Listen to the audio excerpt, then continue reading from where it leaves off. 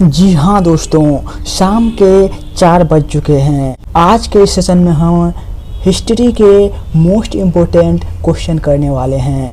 यदि आप अंतिम 25 वर्ष में पूछे गए सारे महत्वपूर्ण जीके क्वेश्चन पढ़ना चाहते हैं तो रोज़ शाम 4 बजे इस चैनल गुड स्टडी पर ज़रूर आ जाइएगा। यहाँ पर आपके टाइम वेस्ट नहीं किए जाएंगे। तो चलिए दोस्तों, बिना देर करते हुए फटाफट शुरू करते हैं। पहला क्वेश्चन स्क्रीन पर दे रखा है। कहा गया है शिवाजी का राज्याभिषेक कब हुआ था। सही आंसर होगा दोस्तों ऑप्शन नंबर सी 1674 ईस्वी। शिवाजी का राज्याभिषेक 1674 ईस्वी में हुआ था। ऊपर देखिए दे रखा है 1664। दोस्तों ये क्या है, 1664 ईस्वी में शिवाजी ने सूरत को लूटा था। फिर देखिए ऑप्शन नंबर बी 1670। ये क्या है, 1670 ईस्वी में शिवाजी ने सूरत को लूटा था, अर्थात शिवाजी ने सूरत को 2 बार लूटा था। कब कब, 1664 और 1670 ईस्वी। ऑप्शन नंबर डी देख लीजिए 3 अप्रैल 1680। ये क्या है दोस्तों, 3 अप्रैल 1680 ईस्वी को शिवाजी की मृत्यु हो गई थी। चलते हैं दोस्तों दूसरे क्वेश्चन पे। दूसरा क्वेश्चन है निम्नलिखित में से कौन सा भारत आने वाला पहला अंग्रेजी जहाज था। सही आंसर हो जाएगा option number B red dragon. दोस्तों भारत आने वाला पहला अंग्रेजी जहाज क्या था, रेड ड्रैगन।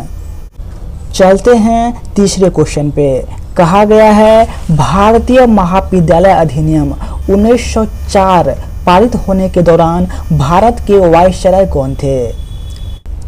सही आंसर होगा दोस्तों option number D Lord Curzon.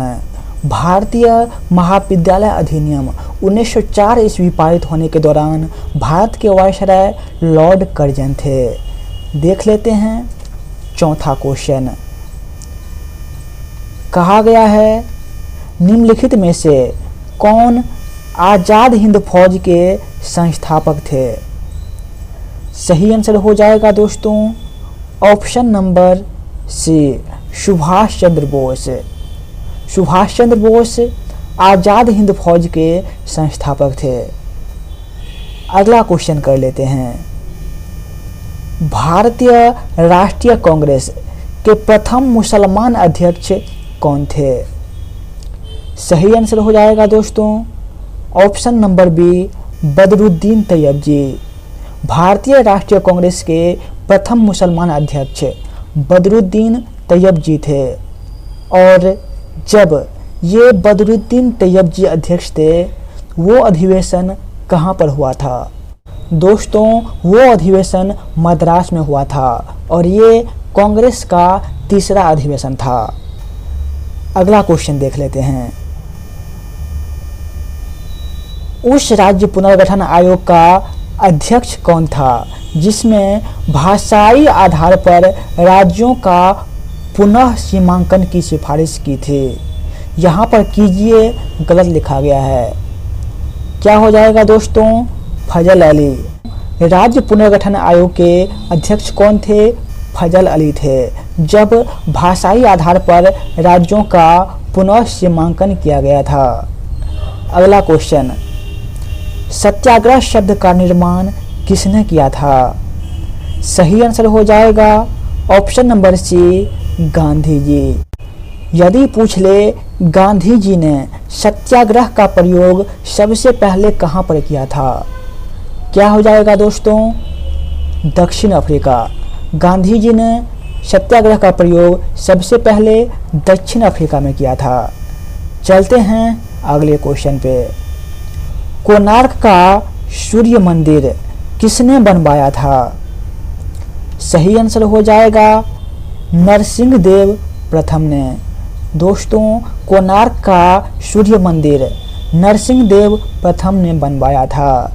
यदि आप डेली करंट अफेयर्स पढ़ना चाहते हैं सुबह के 6 बजे इस चैनल गुड स्टडी पर जरूर आ जाइएगा। चलते हैं अगले क्वेश्चन पे। भारत में नालंदा विश्वविद्यालय किस राज्य में स्थित है?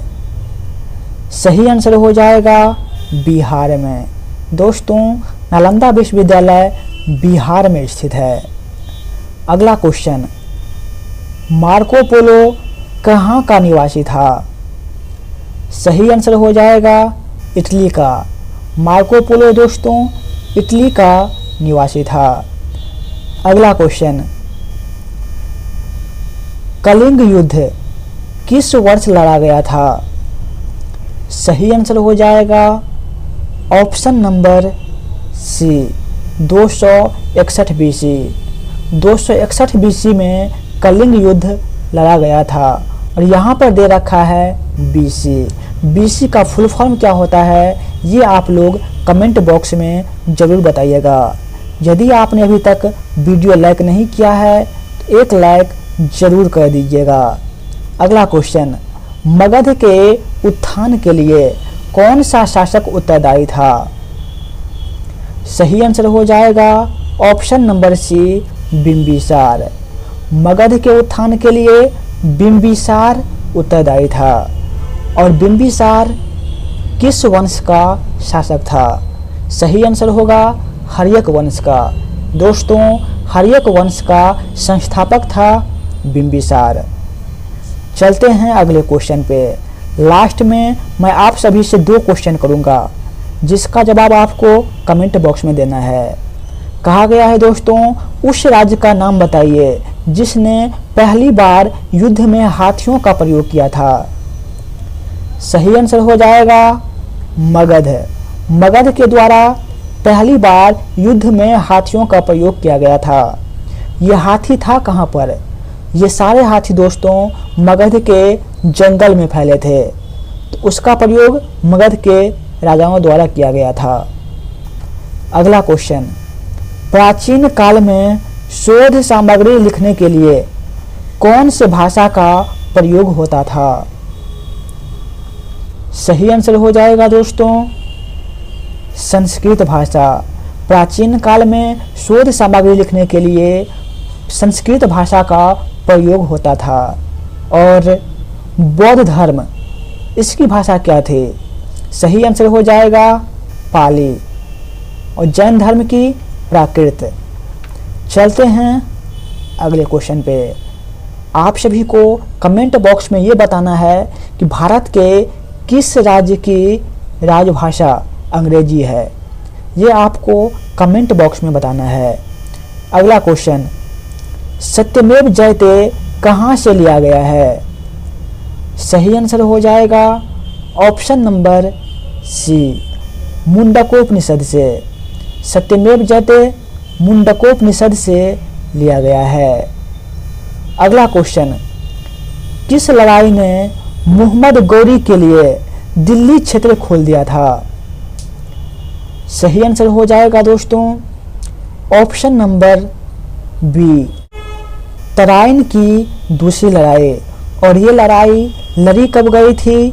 1192 ईस्वी में। तराइन की प्रथम लड़ाई ये हुआ था 1191 ईस्वी में। ये जो दूसरी लड़ाई है उसमें क्या हुआ? युद्ध हुआ था किसके बीच? मोहम्मद गौरी और पृथ्वीराज चौहान, जिसमें मोहम्मद गौरी विजय हुआ था। अगला क्वेश्चन, सूफी आंदोलन मूलतः कहाँ से प्रारंभ हुआ था?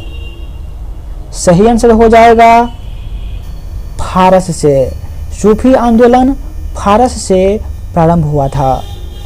अगला क्वेश्चन, अकबर के शासन के दौरान मुगल साम्राज्य का वित्त मंत्री कौन था? सही आंसर हो जाएगा ऑप्शन नंबर बी राजा तोडरमल। अकबर के शासन के दौरान मुगल साम्राज्य का वित्त मंत्री राजा तोडरमल था। ऊपर दे रखा है मान सिंह। ये क्या थे? दोस्तों ये सेनापति थे। बीरबल क्या थे? ये तो आप सभी लोग जानते ही होंगे। और ये तानसेन क्या थे? तानसेन दोस्तों संगीतज्ञ थे। अगला क्वेश्चन, आगरा का किला किसके द्वारा बनाया गया था? आगरा का किला किसके द्वारा बनाया गया था? सही आंसर हो जाएगा ऑप्शन नंबर सी, अकबर के द्वारा। दोस्तों, आगरा का किला अकबर के द्वारा बनाया गया था। अगला क्वेश्चन, जिंदा पीर के नाम से कौन जाना जाता है? जिंदा पीर के नाम से कौन जाना जाता है? सही आंसर हो जाएगा option number B, Aurangzeb. Aurangzeb को जिंदा पीर कहा जाता है। दोस्तों, 20 क्वेश्चन हो गए हैं। बाकी के 2 क्वेश्चन मैं आप सभी से पूछूंगा, जिसका जवाब आपको कमेंट बॉक्स में देना है। पहला क्वेश्चन, मुगल साम्राज्य के अंतिम शासक कौन थे? इसका जवाब आपको कमेंट बॉक्स में देना है। दूसरा क्वेश्चन, लाल किले का निर्माण किसने करवाया था? इसका जवाब आपको कमेंट बॉक्स में देना है।